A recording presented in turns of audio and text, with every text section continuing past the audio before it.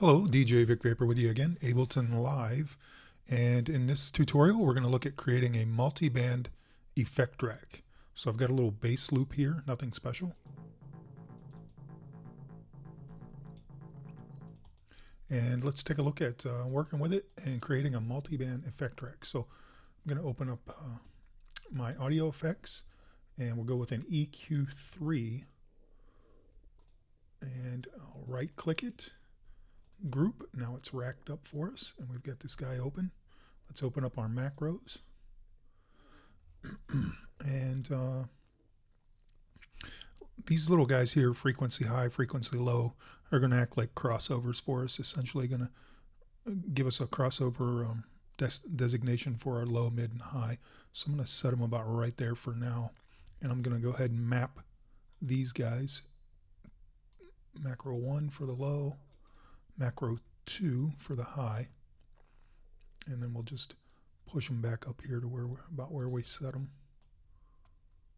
And from there we can just duplicate this chain now, and we'll make 3 copies of it, and that way it saved us time because each one of those now are mapped exactly for every chain.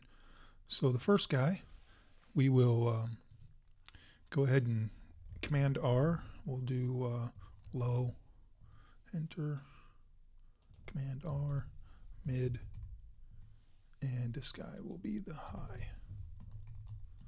All right, so we'll go ahead and adjust them accordingly. Low, we want to leave that one open. Mid, leave that one open. And high, let's leave that guy open. So now we've got a low, mid, high. We really shouldn't hear much because the rack is still kind of essentially set as dry. I guess it helps if I push play. So not a big change. I mean, there really isn't any significant change at all. But what we've done is allowed ourselves to be able to treat the low, mids, and highs now individually. So say on the low we can, let me see here. Mid, I will go with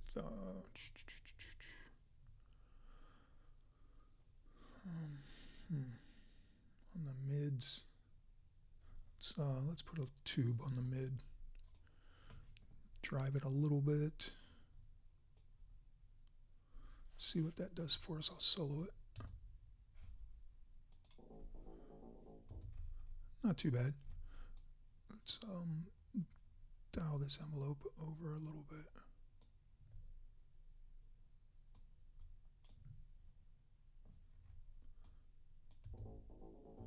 Yeah, kind of pushes those mids out a little bit.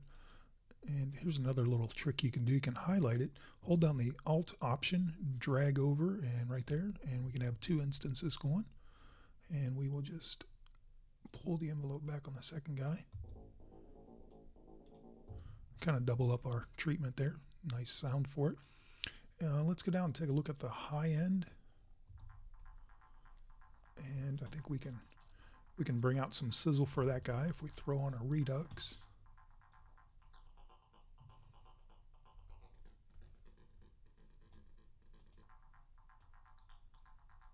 Just kind of sizzle that top end a little bit.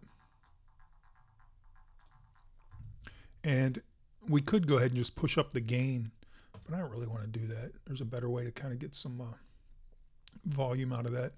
We can just slam it, crush it, and compress it. So let's try that guy. Leave that attack open, leave that release a little short, and go with expand.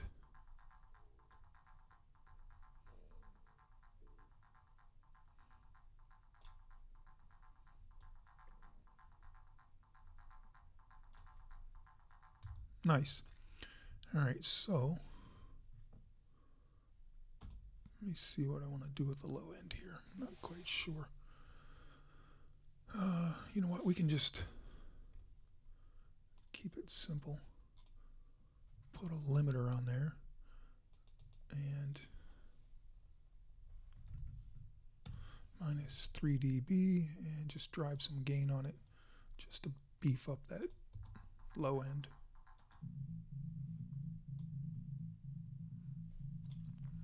bring this guy down a little bit. There's a little bit of muddiness in there that we can let that mid-range take control of, but now let's listen to everything all at once. A lot more, instantly, a lot more beef, a lot more sizzle, a lot more character out of that same loop. So let me A/B it for you here. This is without.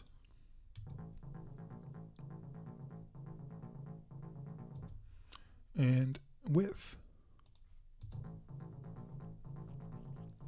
And then we can adjust the volumes here a little bit.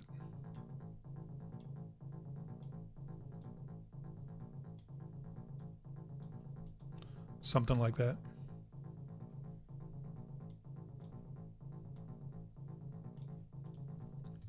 And that is creating a multi-band effect rack in Ableton Live. Thanks for tuning in. Thanks for push and play. Share, subscribe, like, all that good stuff. And peace.